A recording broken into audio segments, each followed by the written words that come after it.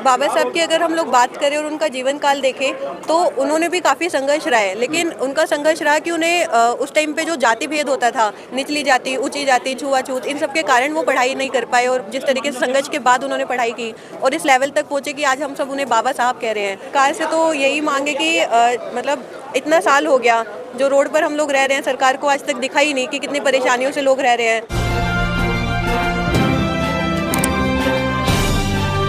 आप देख रहे हैं पब्लिक आवाज टीवी।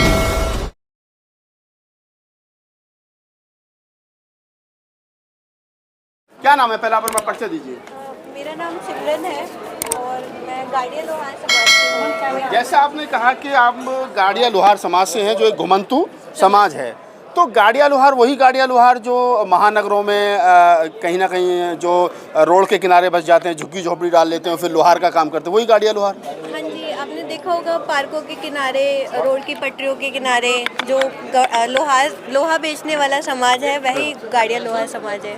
तो गाड़िया लोहार में मैं पहली बार किसी लड़की को देख रहा हूँ इस लेवल पर के जिसने मास्टर्स किया हो और यूपीएससी की तैयारी करो, तो कैसे लगा कि आपको एजुकेशन की तरफ जाना चाहिए? इसके पीछे जो सबसे बड़ा कारण है वो मैं बताऊंगी। एक तो पहले अपनी खुद की मानसिकता होती है कि मुझे ये करना ही है। ऐसा एक किस्सा अगर मैं बताऊं तो मेरे बचपन का भी है, जब हमारे पास पानी की कोई सुविधा थी नहीं और वहाँ के जो एमएलए थे तो मेरे माता पिता और बस्ती के लोगों ने कहा था कि हम लोग वहाँ पे हाथ पैर जोड़ेंगे, पानी हमारा शायद लग जाए। तो वो चीज़ थी जो मेरे क्लिक की कि पानी तो एक ऐसी चीज़ है जो सबको ही मिलनी चाहिए, उसके लिए हाथ पैर क्यों जोड़ना। तो वो चीज़ क्लिक हुई, तो फिर मैंने सोचा कि मैं ऐसा कुछ करूँगी जिससे ये लोगों को हाथ पैर जोड़ना ही ना पड़े, हमारे समाज के लोगों को। तो धीरे आगे बढ़ते बढ़ते समझ आए कि मुझे पढ़ना पड़ेगा। पढ़ते पढ़ते मैंने ये समझा कि सिर्फ मेरे अकेले कुछ करने से नहीं होगा, मेरे समाज के जो बाकी बच्चे हैं उनको भी आगे बढ़ाना पड़ेगा। तो मैंने उन्हें पढ़ाने का काम शुरू किया। उसके साथ उसके बाद मेरा मिलना हुआ राष्ट्रीय स्वयंसेवक संघ के कुछ लोगों से, तो उन्हीं के साथ मिलकर मैंने अब पूरे दिल्ली में अपने जितने भी घुमंतु समाज है और मुख्यतः गाड़िया लोहार समाज, उनके बीच में शिक्षा का और रोजगार का काम शुरू किया। बाबा साहब डॉक्टर अम्बेडकर जो आज़ादी के समय से और आज़ादी के पहले से लड़ते रहे देश के शेड्यूल कास्ट, शेड्यूल ट्राइब के लिए, घुमंतु जातियों के लिए, उन्होंने शेड्यूल किया, संविधान में अधिकार भी दिए।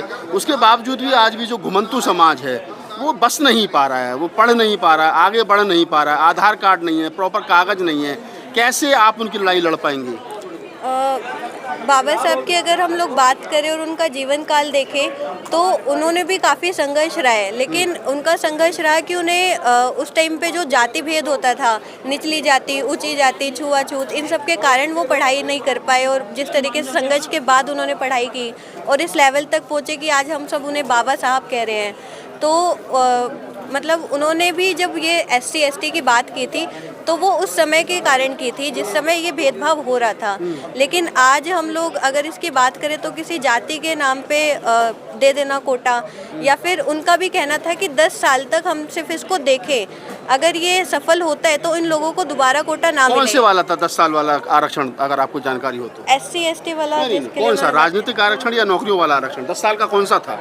राजनीति के था जो उन्होंने लिखा था। राजनीतिक आरक्षण था। बाकी जो दूसरे वाला आरक्षण था, नौकरियों वाला आरक्षण था, वो जब तक छुआछूत और जातिवाद रहेगा। जी। तो आपको अवसर मिला है, शायद मैं समझता हूँ कि पहली अपने समाज की आप लड़की होंगी जिन्होंने मास्टर्स किया। और भी कोई आपकी नज़र में है?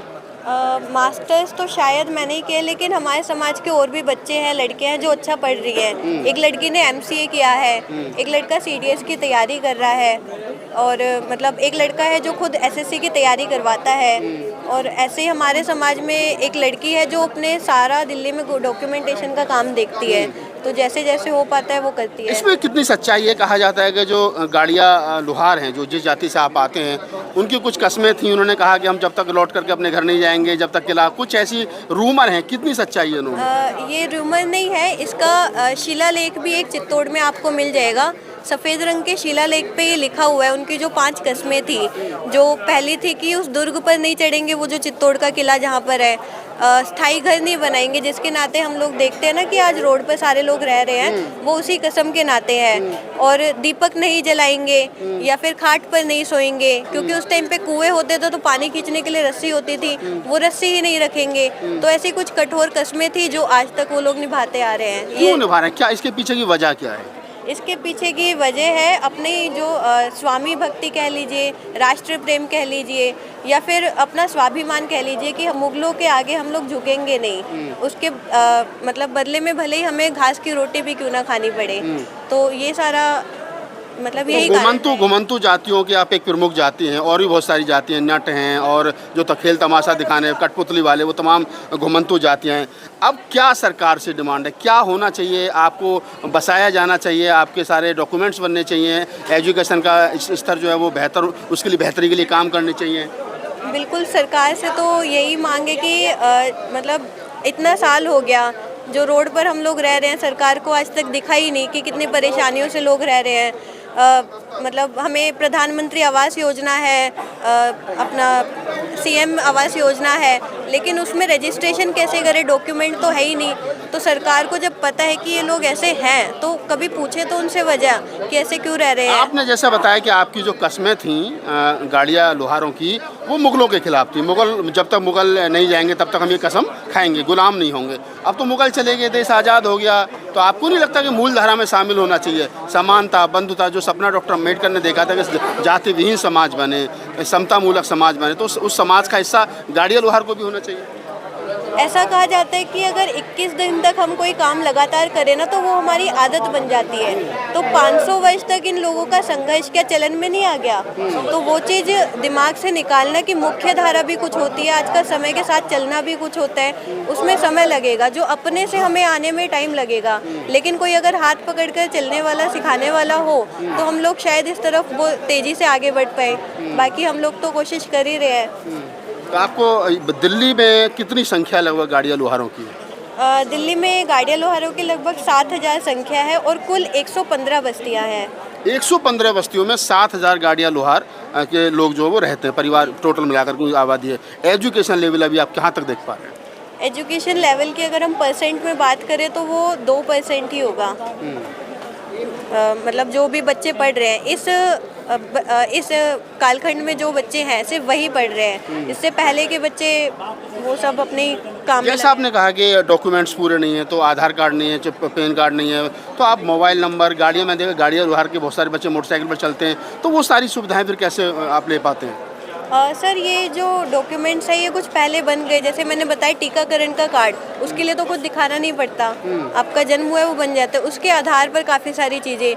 या फिर अगर हमें वोटर आईडी बनवाना है तो एमएलए के साइन से बनवा लेंगे, तो वो सारी चीज़ें रहती है। तो डॉक्यूमेंट्स इस तरीके से इधर उधर से बनवाए हैं कुछ लोगों ने, तो चल रहा है काम। चलिए, तो आप गाड़िया लोहार, जैसा मैंने उनके परिचय में बताया, जो आपको पूरे देश में घूम घूम करके जो लकड़ी की गाड़ियाँ, पुराने ज़माने में बैलगाड़ियाँ जिनको कहते थे, उनमें घूम घूम करके कुछ लोग राजस्थानी वेशभूषा में आपको मिल जाते थे। वो घूम घूम करके लोहार थे और वो लोहे का आइटम जो है वो बेचते थे।